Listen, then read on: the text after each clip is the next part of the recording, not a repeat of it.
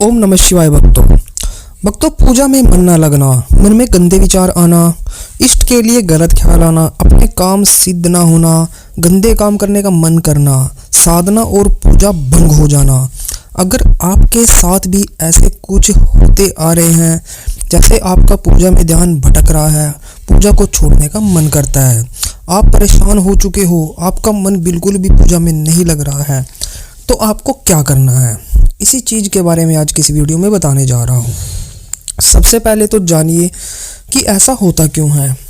जब हमारा पूजा में मन नहीं लग रहा है या पूजा से मन हट रहा है या ऐसे वैसे ख्याल मन में आ रहे हैं, तो जाहिर सी बात है कि कुछ तो है जो हमें पूजा करने नहीं दे रहा है। अब इसमें कुछ ऐसी वैसी शक्तियाँ भी हो सकती हैं या फिर आपका मन भी हो सकता है। आपका मन पूजा में नहीं है, आपसे पूजा कोई ऐसे ही कराई जा रही है। तो सबसे पहले बताता हूँ कि पूजा करते समय गंदे ख्याल आने का क्या मतलब होता है। गंदे ख्याल आना मतलब आपके मन में कोई भी ऐसी चीज़ आना जो गंदी है, मतलब सात्विक नहीं है, भगवान की दृष्टि से भी गंदी है। अब इसमें कुछ भी हो सकता है, जैसे आपने दिन में कोई भी एक्टिविटी की और रात में भी एक्टिविटी की, 2-3 दिन से आप एक्टिविटी कर रहे हो, तो वो एक्टिविटी हमारे माइंड में बैठ जाती है, जिसके कारण हमें हर दम वही एक्टिविटीज़ दिखते हैं और उनके कारण ही हमारे मन के अंदर पूजा पाठ करते हुए भी गंदे ख्याल चलते रहते हैं। तो सबसे पहले तो आप जो समझ रहे हो आप उसको बंद कर दें, ऐसी एक्टिविटीज़ ना करें। भगवान की तरफ ध्यान दोगे तो भगवान के ही आपको एक्टिविटीज़ आएंगे।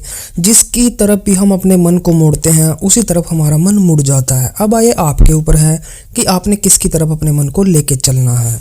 अगर कुछ आपसे गलत हो रहा है, आपको लगता है कि मैं पूजा पाठ भी कर रहा हूँ लेकिन मैं कुछ गलत एक्टिविटियाँ भी कर रहा हूँ, तो उन एक्टिविटियों को आज ही तुरंत ही बंद कर दें।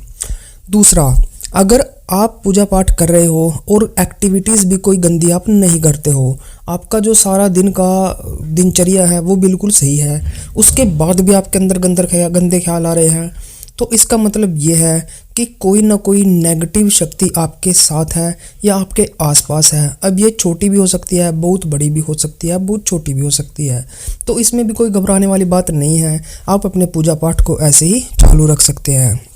नेक्स्ट जो आता है, अगर हमें बार बार अपने इष्ट देव के प्रति भी गंदे ख्याल आते हैं, तो इसमें भी यही चीज़ शामिल होती है। अपनी जो दिन भर की दिनचर्या है उसको आपने सही रखना है, उसके हिसाब से आपको सब कुछ करना है। मंत्र जाप में ध्यान नहीं लग रहा है, तो जब भी आप अपने इष्ट के सामने मंत्र जाप करने बैठते हो तो आंखों में आंखें मिलाकर मंत्र जाप करें। इससे आपको बहुत ज़्यादा फ़ायदा मिलेगा। एक तो आपकी नज़र के अंदर आपके इष्ट देव रहेंगे, आपकी इष्ट देव की नज़र के अंदर आप रहेंगे। नज़रों में नज़रें मिला के जब आप मंत्र जाप करोगे तो उससे आपका मन बहुत ही कम भटकता है। तो इस चीज़ को भी आप ध्यान में रख सकते हो। पूजा छोड़ के जाने का मन भी करता है कई बार, तो वो ऐसा होता है कि कोई नेगेटिव शक्ति अगर हमारे साथ है तो वो ऐसे मन में ख्याल डालती है।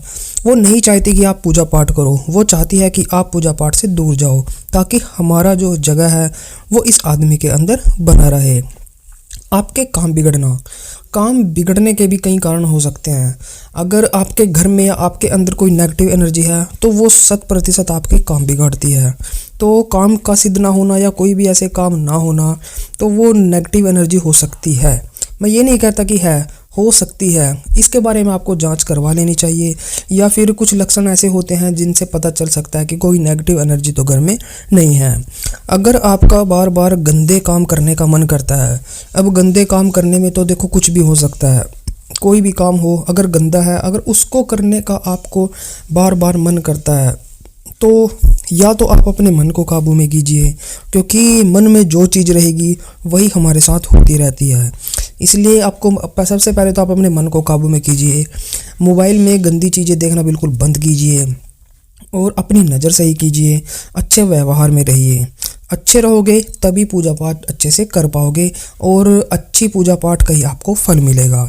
अब आप पूजा भी कर रहे हो, साथ में गंदे काम भी कर रहे हो, तो वो फिर हिसाब बराबर हो जाता है, उसमें पूजा पाठ करने का कोई फ़ायदा नहीं रहता। इसलिए अगर आपका गंदे काम करने का मन करता है तो अपने मन को साफ कीजिए, इष्ट के प्रति लगाए, इष्ट के जो गुण हैं उनको धारण कीजिए। हनुमान जी हैं वे पूर्ण रूप से बाल ब्रह्मचारी हैं, तो बाल ब्रह्मचारी होने के कारण अगर आप हनुमान जी के भक्त हैं तो आप अपने अंदर उनके गुणों को लेके आएँ। उनके गुणों में बाल ब्रह्मचर्य है, औरत के प्रति सही नज़र रहना, अब हर तरह के गुण आते हैं, तो उनके गुणों को धारण कीजिए। इससे आपका गंदे काम करने का जो मन करता है वो काफ़ी हद तक कम हो जाएगा। मैं ये नहीं कहता एकदम कम हो जाएगा, क्योंकि आराम आराम से करोगे तो आराम आराम से आपको फ़र्क लगना शुरू हो जाएगा। अब आता है कि साधना और पूजा का भंग हो जाना। कई बार ऐसा होता है, हमारी गलतियों के कारण साधना और पूजा भंग हो जाती है, क्योंकि हमें पता नहीं होता। यार कई बार ऐसे हो जाता है, जानबूझ के पूजा को भंग कर देते हैं, तो ऐसा नहीं करना है। अगर गलती से हो जाता है तो वो तो लग जाता है, लेकिन साधना और पूजा का भंग होना कितना अच्छा नहीं होता। इसलिए आप पूरी सच्ची निष्ठा और अच्छी भक्ति के साथ ही साधना और पूजा की तरफ बढ़ें। अगर उसके बाद भी आपको लगता है कि घर में कुछ सही नहीं चल रहा है, तो प्रेत या कोई नेगेटिव एनर्जी तो हो सकती है, ये तो मैं आपको बोलता हूँ। तो इन के लक्षणों को मतलब देखिए कि क्या प्रेत के होने के लक्षण होते हैं। अगर वो लक्षण आपके घर में दिखाई दे रहे हैं तो तब उनके भी काफ़ी इलाज हैं। ऐसा नहीं है, डरना घबराने वाली कोई बात नहीं होती। हनुमान जी इस धरती पर अभी भी घूम रहे हैं। अगर आप सच्ची निष्ठा से उनकी सेवा करते हो, उनकी पुकारते हो, तो अपने भक्त की लाज रखने के लिए वो बहुत दूर से चले आते हैं। इसलिए इसमें डरे घबराने की कोई बात नहीं है। कोई शक्ति ऐसी नहीं है जो भगवान से बड़ी हो सके। भगवान से बड़ी कोई शक्ति नहीं होती। हर चीज़ का यहाँ पर इलाज है। इसलिए अगर आपको लगता है घर में प्रेत है तो पहले बिल्कुल भी ना घबराएं। किसी अच्छे पंडित जी या किसी अच्छे भगत पर जाएं, घर की सारी प्रॉब्लम बताएं, जो जो रह रहा है सब कुछ उनको बता दें, जैसे जैसा बीत रहा है, तो वो आपको कुछ उपाय बताएंगे। उन उपायों को अगर आप कर लेते हो तो आपके घर से जो ये नेगेटिव एनर्जी है, जो आपको बार बार परेशान करती रहती है, ये सदा सदा के लिए चली जाती है। तो आप ये भी कर सकते हो, इससे भी आपको काफ़ी ज़्यादा फ़ायदा देखने को मिल जाता है। तो भक्तों, ये तो आज की वीडियो थी, जो टॉपिक था मैंने आपको बताया है। अगर फिर भी आपके मन में कोई सवाल हो तो आप कमेंट बॉक्स में टाइप करके ज़रूर पूछ सकते हो, हम आपको जल्द से जल्द उत्तर देंगे। तो चलिए आज की वीडियो में बस इतना ही। मिलते हैं हमारी एक न्यू वीडियो के साथ, तब तक के लिए ओम नमः शिवाय, ओम नमः शिवाय, ओम नमः शिवाय।